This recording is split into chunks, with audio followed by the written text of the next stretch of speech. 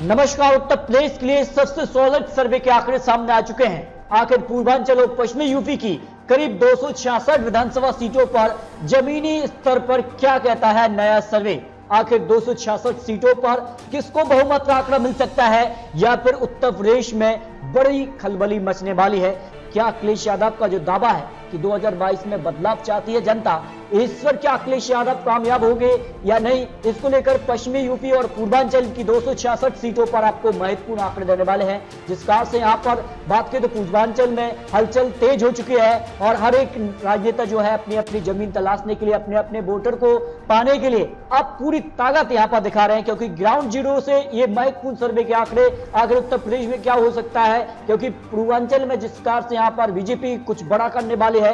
प्रधानमंत्री मोदी जी भी यहाँ पर चुनावी मैदान में और पूर्वांचल एक्सप्रेस वे का यहाँ पर उद्घाटन किया है। तो पूर्वांचल का क्या है यहाँ पर चुनावी आंकड़ा और चुनावी गणित यहाँ पर क्या कहता है। देखिए, आपको बता दें कि पूर्वांचल का जातीय आंकड़ा कहता है, क्योंकि जातीय आंकड़ा काफी महत्वपूर्ण हो जाता है। जिस कारण से माहौल उत्तर प्रदेश में देखने को मिल रहा है बड़ा कुछ होने वाला है। क्योंकि यहाँ पर बात कर लेते हैं मुसलमानों के लिए, तो 15 से 16% पूर्वांचल में मुस्लिम वोट आते हैं और इस बार मुस्लिम वोट में यहाँ पर हलचल तेज है। आखिर मुस्लिम वोट किस तरफ जाने वाला है, क्या समाजवादी पार्टी की तरफ ही वो जाएंगे, क्योंकि 2017 में समाजवादी पार्टी और यहाँ पर कांग्रेस का गठबंधन हुआ था लेकिन फायदा ज्यादा नहीं हुआ।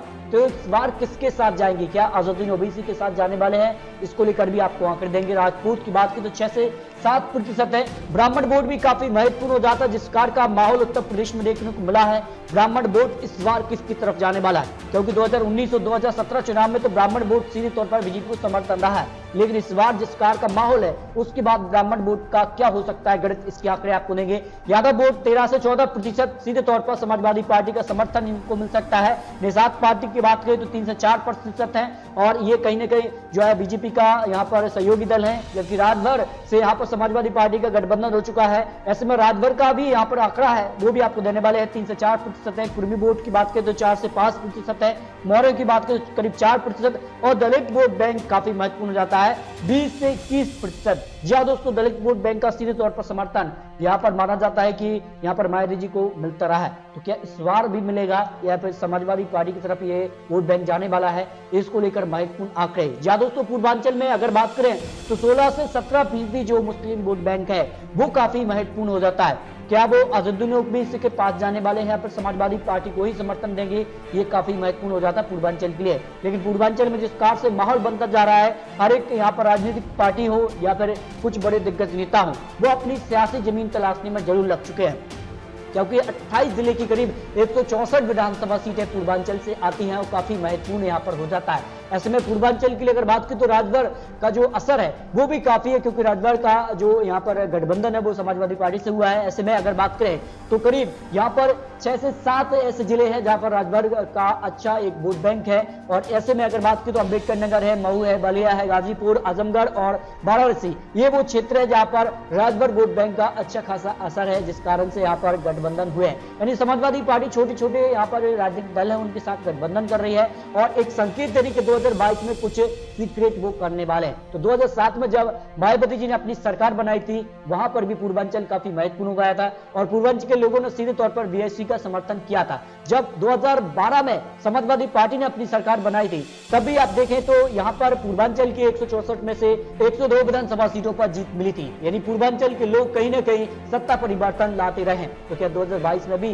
कुछ बड़ा होगा, यानी पूर्वांचल के लोग हर 5 साल में सत्ता परिवर्तन लाते रहे। 2017 में बीजेपी ने अपनी सरकार बनाई, तब बीजेपी को 115 विधानसभा सीटों पर यहां से जीत मिली थी। यानी कहा जाए तो पूर्वांचल के लोग काफी महत्वपूर्ण हो जाते हैं उत्तर प्रदेश चुनाव को लेकर। और उत्तर प्रदेश के लिए आपको सभी यहाँ पर 266 सीटों के आंकड़े देते हैं। अब बात कर लेते हैं कि आखिर यूपी के लिए पश्चिमी यूपी का चुनावी गणित क्या कहता है। पश्चिमी यूपी में सबसे ज्यादा इस वक्त शोर दिखाई दे रहा है, क्योंकि हलचल तेज है और हर वक्त जो है राजनीतिक दल कहीं ना कहीं पश्चिमी यूपी में यहाँ पर जो है अपना दम दिखा रहे हैं। क्योंकि पश्चिमी यूपी किसान आंदोलन के बाद काफी हलचल है और बीजेपी के लिए महत्वपूर्ण वोट बैंक रहा है। 2017 में तो बीजेपी ने यहाँ पर अच्छा वोट बैंक प्राप्त किया था, लेकिन जिस कार से यहाँ पर पश्चिमी यूपी में बीजेपी कहीं ना कहीं यहाँ पर जो है शिलान्यास किया है, एयरपोर्ट का शिलान्यास किया है। इसके अलावा यहाँ पर बात करें तो पूर्वांचल में भी शिलान्यास, इसके बाद पश्चिमी यूपी के लिए जेबर एयरपोर्ट का भी यहाँ पर शिलान्यास हो चुका है। ऐसे में अब यहाँ का आंकड़ा क्या बनता है, क्योंकि तीनों कृषि कानून वापस हो चुके हैं और ऐसे में तीनों कृषि कानून के बाद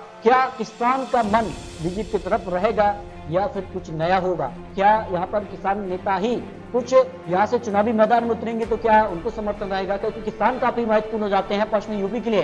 करीब 136 विधानसभा सीटें यहाँ से आती हैं और जिसमें अगर बात की तो 120 विधानसभा सीटों पर किसानों का सीधे तौर पर प्रभाव है और बीजेपी को जीत का मंत्र यहीं से मिला था और बीजेपी ने 136 में से 109 विधानसभा सीटें जीतकर 2017 में अपनी जीत का परचम यहाँ से लहराया था। लेकिन इस बार कुछ हलचल हो सकती है। क्या किसानों का मन बीजेपी की तरफ होने वाला है या फिर कुछ नया होगा, ये तो आने वाला वक्त ही बताएगा। लेकिन पश्चिमी यूपी में वोटों का आंकड़ा क्या है और जिस कार से यहाँ पर दलित वोट बैंक करीब 25% है, मुस्लिम वोट बैंक 36% है, ब्राह्मण वोट 10% और ओबीसी वर्ग जो है वो करीब 30% है। ऐसे में पश्चिमी यूपी का किस पर यहाँ पर कब्जा होने वाला है? यहाँ पर बात की तो 15 जिलों की 136 विधानसभा सीटें यहाँ से आती हैं और इसमें करीब 70% लोग किसानी करते हैं, जो कि गन्ना किसान यहाँ से माने जाते हैं। और जिस प्रकार से यहाँ पर उत्तर प्रदेश में गन्ना और गन्ना का जिक्र हो रहा है, उसके बाद उत्तर प्रदेश के लिए ये रीजन काफी महत्वपूर्ण हो जाता है और किसान काफी महत्वपूर्ण हो जाते हैं इस रीजन के लिए, क्योंकि किसानों के दम पर ही इस रीजन पर पकड़ बनाई जा सकती है। लेकिन जाट वोट बैंक किस तरफ इस बार जा सकता है? देखिए 2017 में बीजेपी ने अपनी सरकार बनाई, तब बीजेपी ने यहाँ से 103 विधानसभा सीटों पर जीत हासिल की थी, जबकि समाजवादी पार्टी ने 27, बीएसपी ने 3, कांग्रेस को 2 और आरएलडी ने 1 ही विधानसभा सीट पर जीत हासिल की थी। यानी जीत के पीछे का बड़ा कारण किसान वोट बैंक था, यानी किसान काफी महत्वपूर्ण हो जाते हैं इस रीजन के लिए, पश्चिमी यूपी के लिए। जबकि यहाँ पर बात कर लेते हैं, यहाँ पर 2017 में जब बीजेपी ने अपनी सरकार बनाई तब 209 विधानसभा सीटें बीजेपी ने यहाँ से निकाली थी टोटल। जब बीजेपी को यहाँ पर बात कर लेते तो क्या कुछ आंकड़ा था, लेकिन अब आपको दिखाते हैं कि पूर्वांचल और पश्चिमी यूपी की 266 विधानसभा सीटों के जो ओपिनियन पोल है, जिसमें अगर बात करें पूर्वांचल की 130 और पश्चिमी यूपी की 136 विधानसभा सीटों पर टोटल 266 विधानसभा सीटों के अब तक जो ओपिनियन पोल जमीनी स्तर पर आंकड़े निकल कर आए हैं वो आपको आंकड़े देते हैं। देखिए बात करें 2017 में बीजेपी ने इन दोनों रीजनों में से 209 विधानसभा सीटें निकाल ली, यानी दोनों ही रीजनों पर बीजेपी की सरकार बनाने के आंकड़े तक बीजेपी पहुंच गई थी। यानी जो बहुमत का आंकड़ा 202 है उसको बीजेपी ने पूर्वांचल और पश्चिमी यूपी में ही तय कर लिया था, क्योंकि काफी महत्वपूर्ण ये रीजन रहा था। जबकि अब जो नंबर मिल रहे हैं बीजेपी को नवंबर का सर्वे में, बीजेपी को 130 से 138 विधानसभा सीटें ही मिलने का अनुमान लगाया जा रहा है, यानी करीब बीजेपी को 50 से 60 विधानसभा सीटों का नुकसान सर्वे में दिखाया गया है, यानी गिरावट देखने को मिली है। लेकिन पूर्वांचल और पश्चिमी यूपी में क्या आने वाले वक्त में ये जो कमी देखने को मिल रही है बीजेपी इसको पूरा कर पाएगी या नहीं? क्योंकि जिस प्रकार से यहाँ पर समाजवादी पार्टी का ग्राफ बढ़ा, देखिए समाजवादी पार्टी ने 35 विधानसभा सीटों पर 2017 में इन दोनों रीजन पर जीत हासिल की थी, लेकिन सर्वे अब कह रहा है कि 109 से 117 विधानसभा सीटें, यानी करीब यहाँ पर समाजवादी पार्टी को यहाँ पर 60 से 70 विधानसभा सीटों का सीधे तौर पर फायदा हो रहा है। और ऐसे में अगर ये फायदा लगातार बढ़ता गया तो फिर कहीं ना कहीं पश्चिमी यूपी और पूर्वांचल में जमीनी स्तर पर अगर यहाँ पर समाजवादी पार्टी का जो सर्वे में जानकारी निकली है उसमें अगर इजाफा होता है तो फिर समाजवादी पार्टी उत्तर प्रदेश में सरकार के आंकड़े तक पहुंच सकती है।